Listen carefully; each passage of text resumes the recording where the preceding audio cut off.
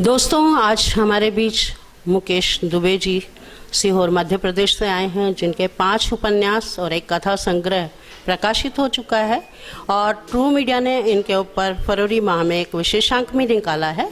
और मुकेश जी, मैं आपका ट्रू मीडिया की ओर से बहुत बहुत स्वागत करती हूँ। बहुत बहुत धन्यवाद पुष्पा जी, आपका और ट्रू मीडिया परिवार का धन्यवाद। मुकेश जी, मैं आपसे समय ज़्यादा लेते हुए पहला प्रश्न करना चाहूँगी कि आप अपने जीवन को लेखन से किस प्रकार जोड़ते हैं? देखिए, वैसे तो ये बहुत ही मुश्किल प्रश्न है, क्योंकि इसमें मेरी रुचियों के साथ साथ कुछ परेशानियां भी शामिल हैं। बचपन से पठन पाठन का शौक़ रहा, लेकिन स्वास्थ्यगत परेशानियों की वजह से बहुत सारी बंदिशें मेरे ऊपर लगीं, जैसे कहीं आना जाना नहीं है, कोई भी वाहन नहीं चलाना है।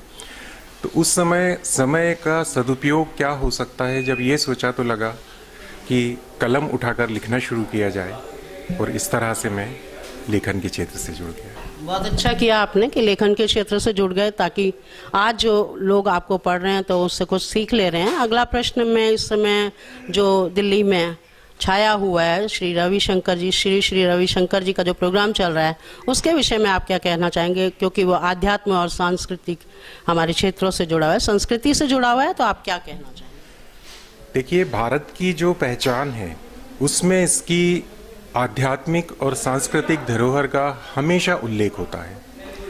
और श्री रविशंकर जी का जहाँ तक प्रश्न है, तो भारत नहीं बल्कि संपूर्ण विश्व में लोग उनको गुरु का दर्जा देते हैं। अगर वो कोई काम कर रहे हैं तो मैं नहीं समझता कि उसमें किसी को कोई भी परेशानी होनी चाहिए। लेकिन ये तो आप भी जानती हैं कि ये, जी हाँ, हिंदुस्तान में कोई भी काम बगैर अड़ंगे के नहीं होता है। लोग बगैर सोचे समझे उस चीज़ को उछालना शुरू करते हैं, लेकिन ये वक्त बताएगा उन लोगों को कि वो जो कुछ कर रहे हैं वो बहुत अच्छा कर रहे हैं, और उससे यकीनन कुछ मिलेगा लोगों को। मेरी व्यक्तिगत सोच भी यही है कि इस तरह के कार्यक्रम तो और ज़्यादा होने चाहिए, और भविष्य में और अधिक से अधिक लोगों को इससे जोड़ना चाहिए। अकेली राजधानी में नहीं, राष्ट्रीय राजधानी में नहीं, बल्कि अन्य प्रदेशों में जाकर भी इस तरह के आयोजन हों और वहाँ भी लोगों को इससे जोड़ा जाए, ताकि लोगों में सुधार आ सके। और अगला प्रश्न मैं आपसे आरक्षण के विषय में कहना चाहूँगी कि उस पर आप क्या प्रतिक्रिया करना चाहेंगे? ये प्रश्न पूछ के शायद आपने मेरे मन की बात कहने का मौका मेरे को दिया है, क्योंकि मैं शुरू से जातिगत आरक्षण के कभी भी पक्ष में नहीं रहा। क्योंकि विगत 70 वर्षों में आप पहले समीक्षा तो कीजिए कि इस आरक्षण ने हमको क्या दिया है, और आज का जो परिवेश है उसमें तो गरीब तो गरीबी होता जा रहा है। तो इसको आप बजाय जाति के यदि आर्थिक आधार पर करेंगे तो सभी को फायदा मिलेगा, सभी को मौका मिलेगा बढ़ने का, और एक जो असंतोष देखने को मिल रहा है वो भी काफ़ी हद तक के इससे कम हो सकता है। बिल्कुल सही कहा आपने। और अगला प्रश्न मैं आपसे करना चाहूँगी कि ट्रू मीडिया के माध्यम से आप हमारे देशवासियों को, हमारे देश के छात्रों को, हमारे देश में रहने वाले लोगों को क्या संदेश देना चाहेंगे? देखिए, सबसे पहले तो ट्रू मीडिया परिवार को मैं बहुत बहुत अपनी शुभकामनाएं और बधाई देना चाहूँगा, क्योंकि वो जो काम कर रहे हैं वो मेरी नज़र में बहुत उत्कृष्ट है, बहुत अच्छा काम कर रहे हैं।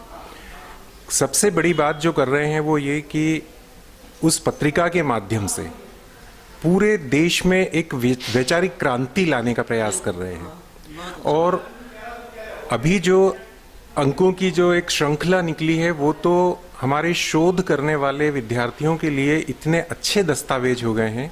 मेरी व्यक्तिगत रूप से कुछ लोगों से बात हुई जिन्होंने उनकी ज़रूरत महसूस की, और जब मैंने उनसे पूछा कि ऐसा क्यों, तो उन्होंने बताया कि ये सिर्फ विशेषांक नहीं है, ये एक किसी व्यक्ति के बारे में पूरी जानकारी, और वो भी प्रामाणिक जानकारी है।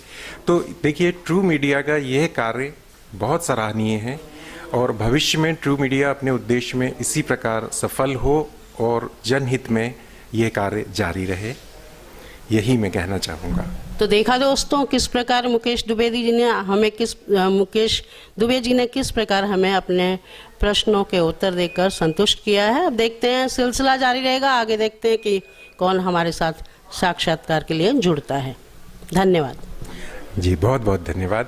आपका भी और ट्रू मीडिया पत्रिका परिवार को भी मैं बहुत बहुत धन्यवाद देना चाहूँगा कि मेरे विचार आपने मुझसे पूछे।